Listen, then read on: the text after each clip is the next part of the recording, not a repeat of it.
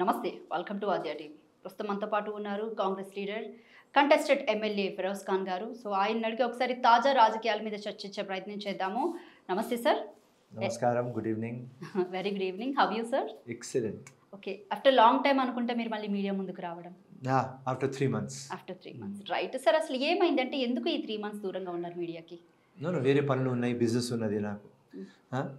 5 times election ఓడిపోయినా, 6th ఎలక్షన్కి ready కావాలి కదా. డబ్బులు లేకుండా రాజకీయం ఉండదు కదా. సో దుబాయ్లో నాకు బిజినెస్ ఉన్నది, అది పెండింగ్ ఉన్నది. మా సహగుర రియల్ ఎస్టేట్ది రిజిస్ట్రేషన్లు ఉన్నాయి. సో దానిలో ఒక 2 months, 2.5 months, దాని తర్వాత ఎంపీ ఎలక్షన్ ఉన్నది. సో ఆల్ టుగెదర్ దీనిలో బిజీ ఉన్నా. దానికోసం ప్రెస్ ముందు రాలేదు. ఎందుకంటే మీకు వచ్చి నేను స్టేట్మెంట్లు ఇవ్వాలి, లేకుంటే మీకు ఇంటర్వ్యూలో కూర్చోవాలి అంటే మినిమం 2 hours పోతుంది, రైట్? మీరు వస్తారు, ప్రిపేర్, నేను రావాలి, కూర్చోవాలి, ఇంటర్వ్యూ ఇవ్వాలి, పోవాలంటే 2 hours. సో నాకు టైం లేదు, బిజినెస్ మీద కాన్సన్ట్రేషన్ చేస్తున్నా. మళ్ళీ వచ్చేసినాం, మీకు ఇంటర్వ్యూ ఇస్తున్నాం. ఎవ్రీడే ఇస్తాం మీకు interview, no problem. Thank you sir, thank you so much for that. So next ఎలక్షన్స్కి ప్రిపేర్ అవుతున్నానని అంటున్నారు. మరి నెక్స్ట్ ఎలక్షన్ కూడా కాంగ్రెస్ పార్టీ నుంచి పోటీ చేస్తారా? ఏదైనా డౌట్? 100% కాంగ్రెస్. ఎందుకంటే మీరు ఎంఐఎం పార్టీతో జత కడితే పార్టీ నుంచి బయటకు వస్తానని కొన్ని ఇంటర్వ్యూస్ లో చెప్పిన దాఖలాలు ఉన్నాయి, బహిరంగంగా మాట్లాడిన దాఖలాలు కూడా ఉన్నాయి. మరి ఏంటి నెక్స్ట్ ఏంటి? ఇది టెంపరవరీ దోస్తీ ఎంపీ దాకానే, దాని రిజల్ట్ రాలేదు. And MIM and Congress impossible friendship. So బీఆర్ఎస్కి ఫినిష్ చేద్దామని ఏదో ఆలోచన, దానిలో మనం గమనుకున్నాం అంతే. లేకుంటే ఎంఐఎంతో మాకు పడదు, సెట్ కాదు. అండ్ కాంగ్రెస్ పార్టీకి ఎంఐఎం సెట్ కాదు. అది మొత్తం దేశంలో కాంగ్రెస్ అగేన్స్ట్ పోతారు. సో ఎట్లా సెట్ అవుతుంది? Next impossible. ఏదో ఎలక్షన్ స్ట్రాటజీ ఉన్నది, బీజేపీ బీఆర్ఎస్ వాళ్ళు కలిసి గవర్నమెంట్కి కూలేద్దాం అని ప్లానింగ్ ఉన్నది, ఇంటెలిజెన్స్ న్యూస్ ఉన్నది, మాకు ఇన్ఫర్మేషన్ ఉన్నది. దానికోసం ఎంఐఎంకి తీసుకొని బీఆర్ఎస్కి ఫినిష్ చేద్దామని ఆ ఆలోచన మా ముఖ్యమంత్రికి ఉన్నది. ఆ ఆలోచనలో ఆయన చెప్పినారు, as a soldier, as a obedient worker. And Revanth Reddy మీద ప్రేమ, అభిమానం, గౌరవం. మా ముఖ్యమంత్రి డన్, మీరు ఏం చెప్తే అది చేస్తామని గమనుకున్నాం. ఎలక్షన్ దాకానే. ఎలక్షన్ అయిపోయింది, ఆ ఎంఐఎంది కలర్ చూసినారు అందరు. ఎక్కడ కూడా వాళ్ళు మాట్లాడితే ఓడిపోయినారు, అన్ని జగ ఓడిపోయినారు. ఆయన సికింద్రాబాద్ మాట్లాడినారు, ఓడిపోయినారు. మహబూబ్ నగర్ ఓడిపోయినారు, చెవెల్లా ఓడిపోయినారు, Karimnagar, Nizamabad, Medak, Malkajgiri. So Asaduddin 0. Asaduddin Muslims champion కాదు. ఎవరైనా ముస్లిం ఛాంపియన్ అంటే అది కాంగ్రెస్ పార్టీనే. ముస్లిం ఛాంపియన్ అని మీరు అంటున్నారు. చెప్పాలి అంటే మీరు ముస్లిమ్స్కి ఎంతవరకు మాట్లాడాలో, ఏం చేయాలో అంత బాగా అంటే చూస్తూనే ఉంటామని. అట్లీస్ట్ మీకు జరిగిన ఎంపీ ఎలక్షన్స్లో నాంపల్లి నుంచి మీకు టికెట్ ఇస్తుంటే బాగుండేది కదా. 100% పార్టీ డిస్కషన్లో ఏం వచ్చింది అంటే బీసీ క్యాండిడేట్కి ఇవ్వాలి, ముస్లిం కాదు. ఓకే. సో ఆ బీసీ క్యాండిడేట్లో బెస్ట్ క్యాండిడేట్ నాగేందర్ మనకు దొరికిన. ఇప్పుడు బీజేపీ పార్టీ నుంచి ఒక హిందూకి టికెట్ ఇచ్చినప్పుడు కాంగ్రెస్ పార్టీ నుంచి ముస్లింకి ఇస్తేనే కదా ఆ సీటు అటు అంటే కరెక్ట్గా ఇదయ్యేది. మా పార్టీ సర్వేలో వాళ్ళ ఈక్వేషన్లో బీసీకి కేటాయించాలి అని వచ్చింది. So that's all. ముస్లిమ్స్కి చెప్పిన తర్వాత వేరే ముస్లిమ్స్కి ఇస్తే మీ క్వశ్చన్ అర్థమవుతుంది. అరే బెస్ట్ ముస్లిం నువ్వే కదా, స్ట్రాంగ్ ముస్లిం నువ్వే కదా, నీకు పక్క పెట్టేసి వేరే వాళ్ళకు ఇచ్చినారంటే ఏదైనా అర్థం. ఇప్పుడు మీరు చెప్పిన బీసీ క్యాండిడేట్కి అట్లీస్ట్ క్యాడర్ కూడా లేనట్టుంది నాంపల్లిలోని. అంటే కనీసం ప్రచారం కూడా చేయలేనట్టుంది అక్కడ. ఎందుకోసం? ఫిరోజ్ ఖాన్ ఉన్నాడు కదా, తెచ్చినాడు కదా 1,03,000 ఓట్లు, అందరికంటే హయ్యెస్ట్. సో అవసరం లేదు. నాగేందర్ గారు నాకు చెప్పినారు, నాకు నాంపల్లి వచ్చే అవసరం లేదు, నువ్వు ఉన్నావా కదా, నువ్వు అష్యూరెన్స్ ఇస్తున్నావా? నేనన్నా ఇస్తున్నా, మీరు రాకండి. సో అయినా ఏం తప్పు లేదు, ఆయనకు నేనే అష్యూరెన్స్ ఇచ్చిన. ఏది రిజల్ట్ మీ ముందు ఉన్నది. క్యాబినెట్లో మైనారిటీ కోటాలో మీకు ఏమైనా వచ్చే అవకాశం ఉందంటారు? అది హైకమాండ్, ముఖ్యమంత్రి డిసైడ్ చేయాలి. బెస్ట్ క్యాండిడేట్కి ఇవ్వాలి అని నేనే చెప్పిన. ఇవాళ కూడా మీ ఛానల్ ముందు చెప్తున్నా. ఎవరికి అవగాహన ఉన్నది, కమిట్మెంట్ ఉన్నది, కంటెంట్ ఉన్నది, యాస ఉన్నది, భాష ఉన్నది, సబ్జెక్ట్ మీద అవగాహన ఎవరికి ఉన్నది. For example next 5,000 crores minority budget ఉంటుంది, ఎట్లా స్పెండ్ చేయాలి, దాని మీద పూర్తి అవగాహన నాకు ఉన్నది. ఏదైనా క్వశ్చన్ నాకు ఏదైనా సబ్జెక్ట్ మీద మీరు అడగండి, మీకు చెప్పేస్తా. మైనారిటీ ఇష్యూ వస్తేనే వక్ఫ్ బోర్డ్ వస్తుంది, హజ్ కమిటీ వస్తుంది, ఉర్దూ కమిటీ వస్తుంది, ఉర్దూ కార్పొరేషన్ వస్తుంది, రైట్? బడ్జెట్ ఎట్లా అలొకేట్ చేయాలి, కమిషన్లు కమిటీలు వేసినారు మైనారిటీ మీద. Right from Ranganath Mishra, Sachar, Amitabh Kunj, Davala Subrahmanyam, KS Krishnan, Ramulu, Sudhir, ఏదైనా కమిషన్ ఏదైనా కమిటీ ఏం చెప్తుంది అని అడుగు, ఆన్సర్ ఇచ్చేస్తా. ముస్లిమ్స్కి బెటర్ లైఫ్ ఎట్లా ఇవ్వాలి అన్నీ తెలుసు. థియరీ తెలుసు, ప్రాక్టికల్ తెలుసు, గ్రౌండ్ తెలుసు, వాస్తవం తెలుసు. ఇప్పటి వరకు కూడా క్యాబినెట్లో మైనారిటీ కోటాలో ఇప్పటి వరకు ఎవరికి ప్లేస్ దక్కలేదు. సో మేము అనుకుంటున్నాం ఏంటంటే మీరు ఒక రైట్ పర్సన్ అని. ఎందుకంటే మీ వాయిస్ కానివ్వండి, మీరు చేసే పనులు కానివ్వండి, ప్రజల్లో మీరు ఇప్పుడు నిత్యం ఉంటారు. సో అందుకని చెప్పేసి ఆ క్వశ్చన్ అడగడానికి రీజన్. 100% నేను చెప్తున్నా కదా, ఎవరు నంబర్ 1 వాళ్ళకు ఇవ్వాలి. ఇఫ్ నేను A+ ఉంటే నాకు ఇవ్వాలి. A+ పెట్టుకొని ఏకి ఇవ్వద్దు, ఏ పెట్టుకొని బీకి ఇవ్వద్దు. సింపుల్. ముస్లిమ్స్ అందరూ కాంగ్రెస్కి ఓటేసినారు ఎమ్మెల్యే దానిలో. దాని తర్వాత ఎమ్మెల్యే దానిలో ఎంతమంది వేసినారు? 60 to 65% ముస్లిమ్స్ వేసినారు. దేనికోసం వేసినారు? బీఆర్ఎస్ పార్టీ దొంగ ప్రామిస్లు ముస్లింకి చేసింది.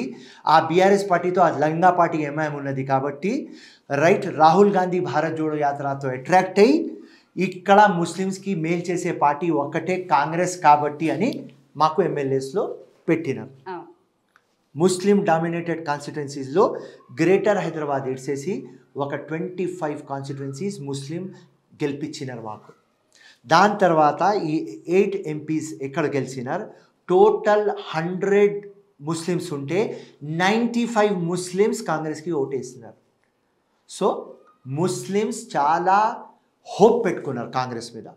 సో ఆ ముస్లిమ్స్కి సాటిస్ఫై చేయాలి అంటే ఒక గట్టి, రైట్, ఆనెస్ట్ మైనారిటీ మినిస్టర్ ఉండాలి. ఈ ఎంఐఎంతో పోతే వాళ్ళు ఎంఐఎం వద్దు అని కాంగ్రెస్కి వేస్తున్నారు.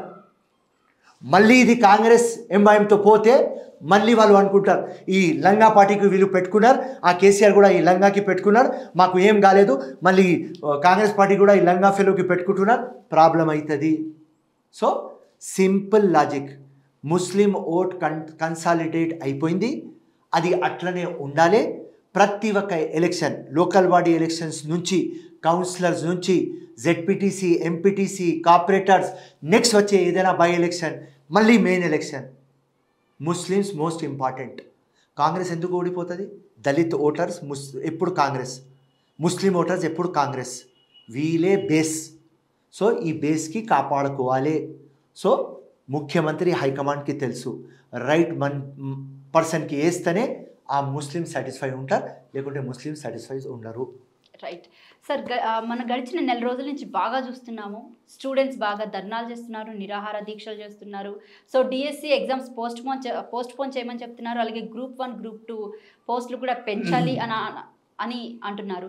సో ఎందుకంటే దీని మీద కనీసం రేవంత్ రెడ్డి ఇప్పటి వరకు ఎందుకు స్పందించలేదు? రేవంత్ అన్నకి నాకు చాలా మస్తు స్టూడెంట్. ఎందుకంటే ప్రతి ఒక్క ప్రొటెస్ట్ పోరాటం గవర్నమెంట్ వచ్చే ముందు ఒక 10 yearsలో అన్ని దానిలో 100 out of 100 నేనున్నా. ప్రతి ప్రొటెస్ట్లో రేవంత్ అన్న చేసింది నేనున్నా. ఇది డిఎస్సి పక్క పెట్టే, మీరు హోంగార్డ్స్ కానీ, క్లాస్ 4 ఎంప్లాయీ కానీ, మున్సిపల్ కానీ, సెట్ఫిన్ కానీ, ఎక్కడ అయినా కానీ ఏదైనా వాళ్ళు నాకు కాల్ చేస్తారు. దానిలో డిఎస్సి స్టూడెంట్స్ నాకు కాల్ చేస్తున్నారు. వాళ్ళు ఏం అడిగినారంటే మాకు ఒక 40 days మీరు ఇప్పియండి, ఈ ఎగ్జామినేషన్ పోస్ట్పోన్ చేయాలి అని. సో ఆ టీఆర్ఎస్ పార్టీ కూడా అదే మాట్లాడుతుంది, అంటే BRS party. So BRS party ట్రాప్లో మేము వస్తామని ముఖ్యమంత్రి ఒప్పుకోలేదు, అంతే. రికార్డింగ్లు, బట్ అందులో కూడా చాలామంది జెన్యూన్ స్టూడెంట్స్ ఉంటారు. అంటే నేను పర్సనల్గా గ్రౌండ్ లెవెల్కి వెళ్ళినప్పుడు అందులో కొంతమంది ఆడవాళ్ళు ముఖ్యంగా చాలా చాలా అంటే చాలా లో ప్రొఫైల్ ఉన్నవాళ్ళు, పెళ్ళిళ్ళు అయిన వాళ్ళు, 3 పిల్లల తల్లిలు, ఇలాంటి వాళ్ళు కూడా ఎగ్జామ్స్కి ప్రిపేర్ అయిన దాఖలాలు కూడా మనకు కనపడుతున్నాయి ఇక్కడ. అయినా సరే అంటే మాకు ఒక 45 days టైం కావాలి, ఎందుకంటే టెట్కి డిఎస్సికి ఒక 1 month మాత్రమే గ్యాప్ ఉంది. సో దయచేసి మా రిక్వెస్ట్ అర్థం చేసుకోండి, ఎగ్జామ్స్ పోస్ట్ పోన్ చేయమండి అని ఇంటి ముందట మన సీఎం సార్ ఇంటి ముందు కూడా మోకాళ్ళు జోడించి ఆడుకున్న రోజులు కూడా ఉన్నాయి. చాలామంది టీజీపీఎస్ని ముట్టడించారు, అటు సెక్రటేరియట్ని ముట్టడించాడు, అశోక్ నగర్ కానివ్వండి, ధర్నా చౌక్ కానివ్వండి, ఇలా చాలా ప్లేసెస్లో స్టూడెంట్స్ ధర్నాలు చేసిన దాఖలాలు కూడా ఉన్నాయి. కానీ రేవంత్ రెడ్డి కనీసం 6 నిమిషాలు కూడా దాని మీద మాట్లాడే అగ్రీడ్. బికాస్ ఆయనకు ఏమున్నది అంటే వాళ్ళ పక్క ఉన్నారు ఎవరు ఎడ్యుకేషన్ గురించి జాబ్ల గురించి గైడ్ చేస్తున్నారు. ఆయన గైడెన్స్ మీద పోతాడు. ఆయన ముఖ్యమంత్రి, ఒక సబ్జెక్ట్ మీద అంత టైం ఉండదు. అండ్ మా ముఖ్యమంత్రి విజనరీ, చాలా క్లేవర్ ముఖ్యమంత్రి. బట్ కానీ ఇప్పటికి 3 ఆత్మహత్యలు చేసుకున్నారు. One second. సో ఈ మాట మేము ముఖ్యమంత్రి దాకా తీసుకుపోయినాం. కానీ ఆ సెట్ ఆఫ్ పీపుల్ ఎవరు ఉన్నారు, వాళ్ళు ఏం చెప్పినారంటే పోస్ట్పోన్ చేయవద్దు. అండ్ ముఖ్యమంత్రి ఏమన్నారంటే ఇది ఒక్క కాదు కదా, ఎగ్జామ్ 4 years మినిమం మన గవర్నమెంట్ ఉంటుంది, నెక్స్ట్ వస్తూనే ఉంటాయి నోటిఫికేషన్లు. సో నథింగ్ డూయింగ్, మనం పోస్ట్పోన్ చేస్తే రాంగ్ సిగ్నల్ వస్తుంది అని ఆయన ఒక అభిప్రాయం. That's all. కానీ నేను ఫిరోజ్ ఖాన్ ముఖ్యమంత్రి దాకా పిల్లల్ స్టూడెంట్ రికార్డింగ్లు అండ్ వాళ్ళ ప్రేయర్, వాళ్ళ ఆవేదన, వాళ్ళ తక్లీఫ్ మొత్తం ఆయన ముందు నేను పెట్టిన. Decision has to be taken by chief minister. ఆయన పాజిటివ్గా దాని మీద స్పందించలేదు. ఇది కాదు ఫిరోజ్, ఇది చేస్తేనే బెటర్ అంటే మేము ఒక కార్యకర్తలాగా ఎక్కువ చెప్పలేం. కానీ ఎప్పుడు ఏది పబ్లిక్ హార్ట్లో ఏ మాట అది మా ముఖ్యమంత్రిలో దాకా తీసుకుపోవాలి. యాజిటేషన్ చేసినప్పుడు కూడా తీసుకుపోయినాం, ఇలా ముఖ్యమంత్రి అయిన తర్వాత కూడా తీసుకుపోయినాం. అన్ఫార్చునేట్లీ వాళ్ళ పని కాలేదు, కానీ మా పని మేము చేసినాం. అట్లీస్ట్ ఇప్పుడు బీఆర్ఎస్ ఎమ్మెల్యేలను చాలా మందిని పార్టీలోకి జాయిన్ చేసుకుంటున్నారు, ఇంటికి వెళ్తున్నారు, కండువ కప్పుతున్నారు, వాళ్ళతో గంటలు కూర్చొని చర్చిస్తున్నారు. ఇదంతా జరుగుతున్నప్పుడు ఒక 5 నిమిషాలు స్టూడెంట్స్ గురించి కనీసం బహిరంగంగా ఒక ప్రకటన చేసి దాని మీద ఒక మీడియా కాన్ఫరెన్స్ ఏదైనా పెట్టుంటే మాత్రం ఈరోజు స్టూడెంట్స్ ఇంతవరకు వచ్చేది కాదు కదా. Then I agree to you. మేము చెప్పినాం. ఆయన మా ఇబ్రాహీంపట్నంలో ముఖ్యమంత్రి అది చెప్పినాడు, నేను స్టూడెంట్స్తో మాట్లాడతాం. మేము సంతోషపడినాం. కానీ దాని తర్వాత ఇమీడియట్గా సెట్ ఆఫ్ పీపుల్ ఏదో చెప్పినారు, మా ముఖ్యమంత్రి దానికి చేంజ్ చేసేస్తారు. సో మా చేతిలో లేదు అమ్మా, మా చేతిలో ఏమున్నది అది మీరు అడగండి. Okay, right. అయితే మరొక విషయానికి వస్తాను, రైతు రుణమాఫీ చెప్పాలి అంటే చాలా హ్యాపీగా ఉంది ఇది ఈ విషయంలో. అయితే ఎందుకు 3 విడతల్లో రైతు రుణమాఫీ చేయాలి అనుకుంటున్నారు? అది ఆపోజిట్ పార్టీ గేమ్. అది వినమ్మా, సింపుల్ లాజిక్ చెప్తా.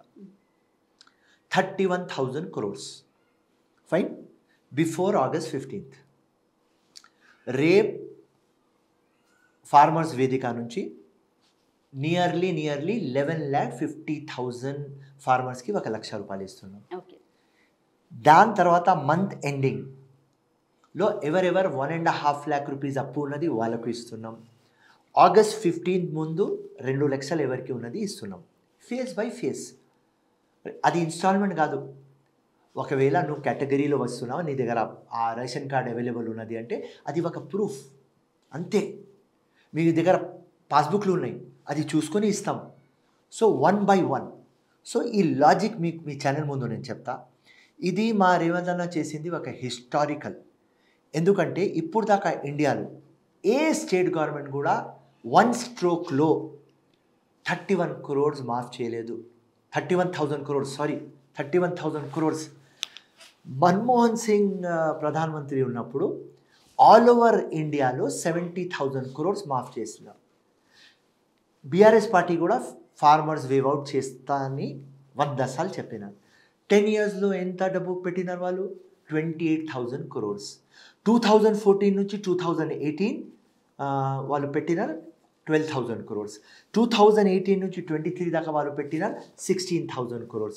Total amount 28,000 crores. మా గవర్నమెంట్ వచ్చిన తర్వాత 6 months అవుతుంది, రైట్? ఫస్ట్ 3 months ప్లానింగ్లో పోయింది, నెక్స్ట్ 100 days మొత్తం నోటిఫికేషన్లు ఎలక్షన్లో పోయింది. దాని తర్వాత ఇమీడియట్గా మా ముఖ్యమంత్రి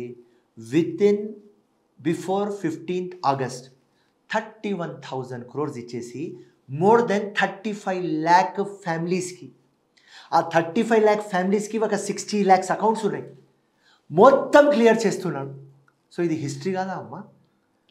రైట్. అయితే December 9, 2023 వరకు తీసుకున్న లోన్స్ అన్నీ క్లియర్ అదే క్రాప్ లోన్స్ అన్నీ క్లియర్ చేస్తామని చెప్పారు. మరి ఈ 8 మంత్స్‌లో ఈ 7, 8 మంత్స్‌లో తీసుకున్న వాళ్ళ పరిస్థితి ఏంటి? మాది క్యాల్కులేషన్లో పోదాం. ఒక గైడ్లైన్స్ ఉంటుంది కదా, ఒక టార్గెట్ ఉంటుంది కదా. 100 రూపాయలు ఇప్పుడు దాకా అయింది, 100 రూపాయలు మేము ఇస్తాం, నెక్స్ట్ ఫేజ్లో చూద్దాం ఏం చేయాలి. కానీ మీరు మాకు క్రెడిట్ ఇవ్వాలి కదా. అయ్యో, నేను ఇప్పుడే కదా సార్ చాలా happy to say credit history create చేస్తున్నారని మీరు. ఈ మొత్తం 29 స్టేట్స్లో ఇప్పుడు దాకా ఆఫ్టర్ ఇండిపెండెన్స్ ఇప్పుడు దాకా ఎవరు చేయలేదు. ఆ పని రేవంత్ రెడ్డి చేస్తున్నారు. సో ఇది రేవంత్ రెడ్డి అన్న లైఫ్లో ఒక మైల్ స్టోన్. ఎట్లా ఆరోగ్యశ్రీ వస్తే కుయి కుయి కుయి అని రాజశేఖర రెడ్డి ఫేమస్ అయినాడు, ఎలక్ట్రిసిటీ మాఫ్లో ఫేమస్ అయినాడు, ఇంద్రమ్మ హౌసెస్ అని ఇప్పుడు దాకా మేము ఓట్లు అడుగుతాం. ఫ్యూచర్లో ఫార్మర్స్కి అరే భాయ్ 1 స్ట్రోక్లో 2 లక్షలు మాఫ్ చేసినాం, మాకు ఓటే రేవంత్ రెడ్డి చేస్తాం కదా. సో రేవంత్ రెడ్డి 10 ఇయర్స్ తర్వాత బీఆర్ఎస్ గవర్నమెంట్కి డిఫీట్ చేసుకొని వచ్చిన ఒక మైల్ స్టోన్. కానీ ఫార్మర్స్కి ఇస్తున్న ఒక హిస్టరీ ఇది టోటల్ ఎప్పుడు దాకా ఉంటుంది, అప్పుడు దాకా ఈయన పేరు ఉంటుంది. Next impossible. ఫైనాన్షియల్ కన్స్ట్రెంట్ ఉన్న తర్వాత, ఒక అప్పులో ఈ స్టేట్ ఉన్న తర్వాత 6.5 lakh crores అప్పులో పెట్టినారు ఈ లంగాపాటి బీఆర్ఎస్. మొత్తం బంగారు అని చిప్పాయిస్తున్నారు. ఈ సిచ్యువేషన్లో మా కాంగ్రెస్ గవర్నమెంట్ వచ్చి రైట్ మాకు రాహుల్ గాంధీ వరంగల్లో డిక్లరేషన్ చేసినాడు 6th May 2022. రాహుల్ గాంధీ మాటనే శాసనం, ఇది ఒక యజ్ఞంలాగా తీసుకోవాలి అని తీసుకొని మేము చేస్తుంటే ఆ లంగాపాటి అక్కడ నుంచి వాళ్ళు పీకలేదు. దానికోసం పబ్లిక్ వాళ్ళకు పీకింది. మేమేదో ఇస్తున్నాం, ఏదో లంగా మాటలు మాట్లాడుతున్నారు, దానిలో మీరు కూడా క్యారీడ్ అవే అవుతున్నారు. కొద్దిగా ఆగు, 15th Augustకి మళ్ళీ రా కూసో. ఏమన్నా ఫిరోజ్ అన్న 31,000 crores అన్నారు, నువ్వు కూడా ఇచ్చినావా చిప్ప అప్పుడు అడుగు నాకు. రైట్. అయితే ఫెరోజ్ ఖాన్ అనే వ్యక్తి చాలా భోలాగా మాట్లాడతాడు, మనసులో ఒకటి బయట ఒకటి ఏది పెట్టుకోడు, డైరెక్ట్గా మాట్లాడతాడు. అయితే జెన్యూన్గా చెప్పండి, తెలంగాణ రాష్ట్రంలో ప్రజలంతా చాలా హ్యాపీగా ఉన్నారా కాంగ్రెస్ పాలనలో? 1 year మాకు ఇచ్చిన తర్వాత అడుగుతాం. ఇక్కడ ఒక 3 months మా పాలన ఉన్నది, 100 days నోటిఫికేషన్లు ఉన్నది, ఎలక్షన్ మోడ్లో ఉన్నది. మొత్తం స్కీమ్లు డెలివర్ అయిన తర్వాత నేను చెప్తాను. ఇప్పుడు డెలివర్ కాలేదు, కొంచెం కొంచెం అవుతుంది. రైట్. ఎందుకు మరి లెట్ మీ కంప్లీట్ వచ్చా one side, let me complete. కొంచెం కొంచెం అవుతుంది. కానీ అన్ని వెల్ఫేర్ స్కీమ్లో ఈ 6 to 7 monthsలో 30,000 crores పెట్టినాం. 30,000 crores. ఇది కాంగ్రెస్ పార్టీ చిత్తశుద్ధి. 31,000 crores ఇప్పుడు ఫార్మర్ వేవ్ అవుట్ చేస్తున్నాం. ఇది కాంగ్రెస్ చిత్తశుద్ధి. 1 year టైం ఇవ్వండి, 6 guarantees అమలు కాకపోతే అప్పుడు మనం మాట్లాడదాం. ఇప్పుడు కొంత అమలవుతున్నాయి, కొన్ని అయితలేవు. దానికోసం నేను దాని మీద ఆన్సర్ ఇయ్యను. మాకు 1 year కావాలి. ఏదైనా గవర్నమెంట్కి మీరు 1 year ఇవ్వాలి. దాని తర్వాతనే ప్రోగ్రెస్ రిపోర్ట్ అడగాలి. 1 year ముందు ప్రోగ్రెస్ రిపోర్ట్ అడిగితే ఏం చెప్పాలి నేను? ఎందుకంటే 7-8 నెలల్లోనే చాలా అంటే చాలా వ్యతిరేకత కనబడుతుంది జనాల్లోకి వెళ్ళినప్పుడు కానివ్వండి, ఇప్పుడు నిరుద్యోగుల విషయం కానివ్వండి. ఎందుకంటే ప్రజలకి అసలు ఇంటర్నల్గా తెలియదు లోపల ఏం జరుగుతుంది, సీఎం ఏం మాట్లాడుతున్నారు, లేకపోతే లీడర్స్తో ఎలా ఉంటున్నారు, లీడర్స్తో ఏం చర్చిస్తున్నారు అనేది బేసిక్గా కామన్ పీపుల్కి అయితే తెలియదు. సో వాళ్ళంటే ఆటోమేటిక్గా నెగిటివ్ అనేది అయితే పెంచుకుంటారు కదా. అండ్ దట్టు అంటే మీరు అన్నట్టు 6 గ్యారెంటీలు అమలు కాలేదు కాబట్టి ఆ విషయంలో కూడా ప్రజలు కొంచెం అసంతృప్తిగానే ఉన్నారు. అండ్ దట్టు మీరు ఇచ్చిన 4 అంటే ఇప్పటి వరకు చేసిన 4 గ్యారెంటీలో కూడా ఎంతమందికి అందాయో ఎంతమందికి అందలేదో కూడా ఒక స్పష్టత లేదు. సో గ్రౌండ్ లెవెల్లోకి వెళ్ళినప్పుడు చాలామంది అంటే మాట్లాడే మాటలు మాత్రమే మేము మీకు చెప్తున్నాం. సో ఎందుకు ఇంత ఈజీగా అంటే త్వరగా వచ్చేసింది నెగిటివ్ అనేది? వినమ్మా నేను ఇప్పుడు చెప్పిన 1 year మీరు ఇవ్వాలి. పెళ్ళి అయిన తర్వాత కూడా 1 yearలో అబ్బాయి పాప పుట్టకపోతే అడగాలి. సింపుల్. కాలేజ్లో ఎక్కడైనా ఎగ్జామినేషన్ అయిన తర్వాత రిజల్ట్ వచ్చిన తర్వాత 1 yearలో అడగాలి. ఇప్పుడు ఎగ్జాంపుల్ ఇది మా మొత్తం ఎవరు ఎమ్మెల్యేస్ అండ్ ఎవరు కంటెస్టెడ్ ఎమ్మెల్యేస్ ఓడిపోయినారు. ఎంపీస్, పార్టీ ఇంపార్టెంట్ పర్సన్స్, వాళ్ళు పబ్లిక్లో పోయి అవగాహన చేయాలి. ఎవరు చేస్తలేరు, కొద్దిగా పని చేస్తున్నారు. ఎందుకంటే మా గవర్నమెంట్ వచ్చేసింది. రైట్.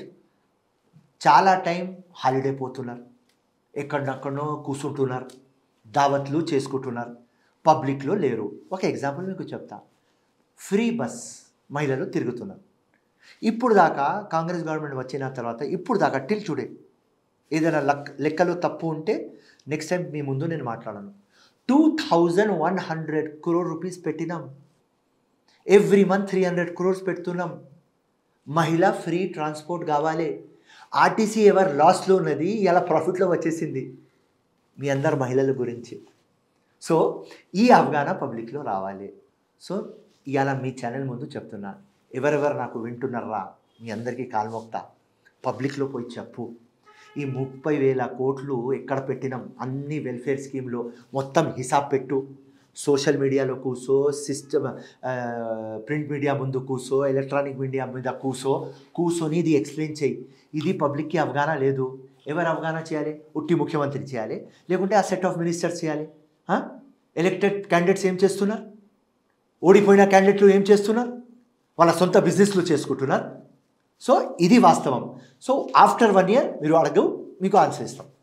రైట్. అయితే బీఆర్ఎస్ పార్టీ నుంచి ఎందుకు ఎమ్మెల్యేలు అంటే ఆ రోజు ఎలక్షన్స్ క్యాంపెయినింగ్స్ టైంలో మన సీఎం రేవంత్ రెడ్డి గారు ఏమన్నారు?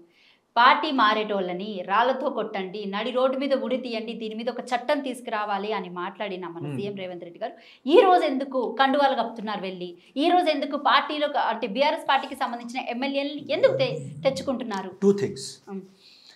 ఏ రోజు మాతో ఏంది, నాతో పర్సనల్ ఏ రోజు గాంధీ భవన్లో కూర్చున్నాం, ఆ రోజు మున్గూడు బై ఎలక్షన్ నడుస్తుంది. మున్గూడు బై ఎలక్షన్ నడుస్తుంది. అప్పుడే మనం చూస్తున్నాం టీవీలో మా కాంగ్రెస్ క్యాండిడేట్ శ్రవంతి డబ్బులు లేకుండా, ఎందుకంటే BRS party 200 crores, BJP party 200 crores పెడుతున్నారు. శ్రవంతి దగ్గర డబ్బులు లేవు, కాంగ్రెస్ దగ్గర డబ్బులు లేవు. ఆ రోజు నేను ఒక ప్రపోజల్ ఇచ్చిన గాంధీ భవన్లో, మన బండ్లు అమ్మేద్దాం, డబ్బులు పోయి శ్రవంతికి ఇద్దాం అని నేను ఒక ప్రపోజల్ పెట్టిన. కానీ దానికి ఎవరు అగ్రి కాలేదు, అది డిఫరెంట్ మ్యాటర్. ఆ రోజే సాయంత్రం నేను అన్నా, ఏమన్నా రేవంత్ అన్న, శ్రవంతి దగ్గర డబ్బులు లేకపోతే మా కాంగ్రెస్ పరిస్థితి, ఇండియాకి ఇండిపెండెన్స్ తెచ్చిన మనమే, తెలంగాణ ఇచ్చిన మనమే, మన సిస్టర్, మన డాటర్ శ్రవంతి కాలు మోపుతుంది అన్న, మంచి కనిపిస్తలేదు. ఈ BRS fellow KCR democracy follow చేస్తలేరు, ఉట్టి డిక్టేటర్షిప్ దొరా మైండ్లో ఉన్నారు. కాంగ్రెస్కి హతం చేద్దామని సోనియా గాంధీ కాలు మొక్కి తెచ్చినాడు, లంగా ఫెలో ఇట్లా చేస్తున్నాడన్నా. మన టైం వస్తే కూడా మనం చేద్దామన్నా. Everything is fair in love and war అన్న. మనకు ఫినిష్ చేయాలి, అపోజిషన్ హోదా కూడా వెళ్ళిపోవాలి అని అపోజిషన్ హోదా కాంగ్రెస్కి తీసేసి ఆ లంగా పార్టీ ఎంఐఎంకి వచ్చింది అపోజిషన్ హోదా. చేద్దామన్నా. అప్పుడు రేవంత్ అన్న తప్పకుండా చేద్దామరా, everything is fair in love and war. Number 1 point.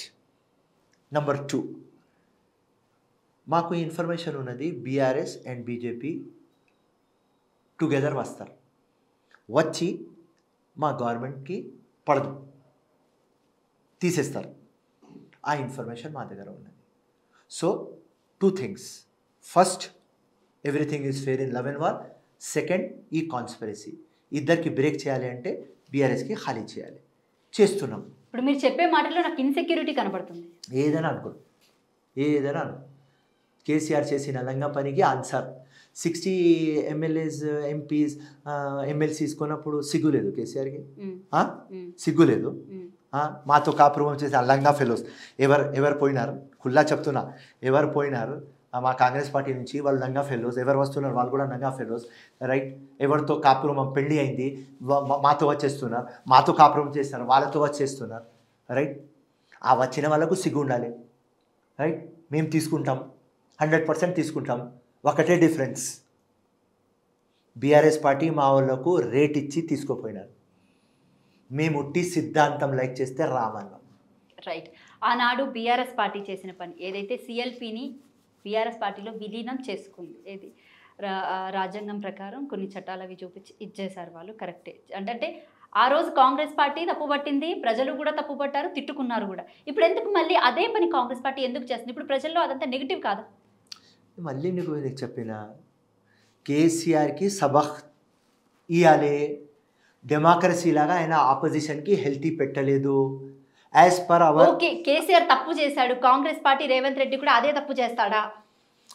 ఆయన టోటల్ ఫినిష్ చేయడానికి మన ఇంట్లో ఘుసాయించి ఏం అయింది అంటే, మీ ఇంట్లో గుసాయించి ఎవరో మీకు కొడతారు, అప్పుడు నీ మొగుడు వస్తాడు, లేకుంటే మీ అన్న వస్తాడు, వాడు ఒక్కటే చెప్తాడు, నేను కూడా వాడు ఇంట్లో గుసాయించి కొడతా, వాడే మొగుడు, రేవంత్ రెడ్డి మొగుడు, వాడు మా ఇంట్లో గుసాయించినాడు, మేము వాడి ఇంట్లో గుసాయించి చూస్తున్నాం. రైట్, నీకు శక్తి ఉంటే ఆపు. రైట్, ఈ చేరికల మీద ఎక్కువగా అంటే ప్రెసెంట్ మీరు ఎవరినైతే పార్టీ ఎమ్మెల్యేలను తెచ్చుకుంటున్నారో మీ పార్టీలోనే చాలా వరకు అసంతృప్తులు కనబడుతున్నారు. మరి వాళ్ళ గురించి ఏం చెప్తారు మీరు? పార్టీ స్ట్రాంగ్ కావాలి, రీజనల్ పార్టీ బీఆర్ఎస్ ఫినిష్ కావాలి, మా ఫైట్ ఫ్యూచర్ బీజేపీతో ఉంటుంది, వాళ్ళకు తెలంగాణలో పొజిషన్ రాదు, సింపుల్, ఏదో సెంటర్లో వస్తుంది. ఎట్లా వచ్చింది మీరు చూస్తున్నారు, థర్డ్ టైం. అక్కడ అవకాశం ఉన్నది, తెలంగాణలో అవకాశం లేదు. ఎవరైనా గట్టిగా ఉన్నారంటే బీఆర్ఎస్, వాళ్ళ దగ్గర బల్సి డబ్బులు ఉన్నాయి, అన్నీ ఉన్నాయి. సో వాళ్ళకు ఫినిష్ చేయాలి. ఫినిష్ చేస్తే రేవంత్ రెడ్డి 3 times ముఖ్యమంత్రి అవుతారు. అది ఎలా రాసుకో మీరు. Day by day Congress strong అవుతుంది, day by day Revanth Reddy strong అవుతారు. నెక్స్ట్ 5 years తర్వాత మేమే గెలుస్తాం, నెక్స్ట్ 10 years తర్వాత మేమే గెలుస్తాం. రేవంత్ రెడ్డి హ్యాట్రిక్ ముఖ్యమంత్రి లాగా హిస్టరీలో పేరు ఉంటుంది. ఈ మాట మీరు మైండ్లో పెట్టుకోండి. ఫెరోజ్ ఖాన్ అనే వ్యక్తి బేసిక్గా రేవంత్ రెడ్డి గురించి ఇంతలా మాట్లాడుతున్నాడు కాబట్టి అసలు నిజంగా చెప్పాలంటే ఆరాధిస్తున్నారు మీరు ఆయన. అండ్ కాంగ్రెస్ పార్టీకి మీరు ఇప్పటి వరకు చాలా విధేయుడిగా పనిచేశారు. బట్ మీరు ఎక్కడ కూడా అంటే మీ పార్టీలో ఎక్కడ ఒక సముచిత స్థానం కల్పించలేనట్టే కనపడుతుంది. ఎందుకంటే మా పార్టీలో అది ఒక లైన్ డ్రా చేసినారు, కంటెస్టెడ్, నాన్ కంటెస్టెడ్. ఎవరు కంటెస్ట్ చేయలేదు వాళ్ళకు పోస్టులు ఇస్తున్నారు. నాకు చెప్పండి, ఎవరు కంటెస్ట్ చేశారు వాళ్ళకు పోస్ట్ ఇచ్చినారు? అందరు చైర్మన్లు చూడండి, ఎమ్మెల్సీ బల్మూరు వెంకట్, అనిల్ రాజ్సభ, అన్ని చైర్మన్లు, నూతి శ్రీకాంత్, అందరు, సాయి, ఎవరికైనా చూడండి మీరు, జగారెడ్డి భార్య, ఎవరు కంటెస్ట్ చేయలేదు వాళ్ళకు ఇస్తున్నారు. ఆ బ్రాకెట్ 1 year దాకా ఎవరు కంటెస్ట్ చేసినారు వాళ్ళకు ఇవ్వద్దు అని హైకమాండ్ రేవంత్ అన్న ఒక బ్రాకెట్ డ్రా చేసినారు. అన్ఫార్చునేట్లీ ఆ బ్రాకెట్లో నేను ఉన్నా, అంతే, నో ప్రాబ్లం. 25 years నుంచి స్ట్రగుల్ చేసిన. 1 year చూస్తూనే వెళ్ళిపోతుంది. పోస్ట్ వస్తే కూడా ఫిరోజ్ ఖాన్ అట్లనే ఫైర్, పోస్ట్ రాకపోతే కూడా ఫైర్. ప్రజల మంచి జీవితం అంకితం చేసిన పోస్ట్తో ఏం చేయాలి? మా పార్టీ పవర్లో లేనప్పుడే 100 పనులు రోజు చేసేది, ఇప్పుడు మా పార్టీ పవర్లో ఉన్నది, 100 కాదు 1000 పనులు చేపిస్తా. చిత్తశుద్ధి నాకు ఉన్నది. ఎవరికి కంటెంట్ లేదు, ఎవరికి కమిట్మెంట్ లేదు, ఎవరికి పవర్ లోపల నుంచి లేదు, వాడు ఏదో సీట్ గురించి ఆలోచిస్తాడు. నాకు ఎందుకోమ్మా, వస్తే ఇంకా అందం నాకు, సింపుల్. ఒక డైమండ్ ఉన్నా, పోస్ట్ వస్తే కోహినూర్ అవుతా, జాకబ్ డైమండ్ ఉంటా, రాకపోతే కూడా డైమండ్ కదా.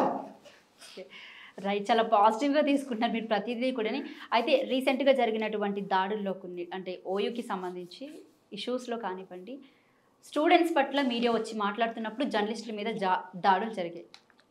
సో హైకమాండ్ అంటే ఎక్కడ కూడా ఆర్డర్స్ లేకుండా పోలీసులు జర్నలిస్టుల మీద దాడులకైతే దిగరు కదా సార్. సో దీన్ని మీరు ఎలా చూస్తారు? ఇప్పుడు అదే జర్నలిస్ట్ అనేవాడు లేకపోతే, అదే మీడియా అనేది లేకపోతే ఈరోజు కాంగ్రెస్ పార్టీ అధికారంలోకి వచ్చేదా? అది టోటల్ నేను కండెమ్ చేస్తా. డెమోక్రసీలో ఇది కావద్దు. 4th pillar ఇప్పుడు ప్రెస్.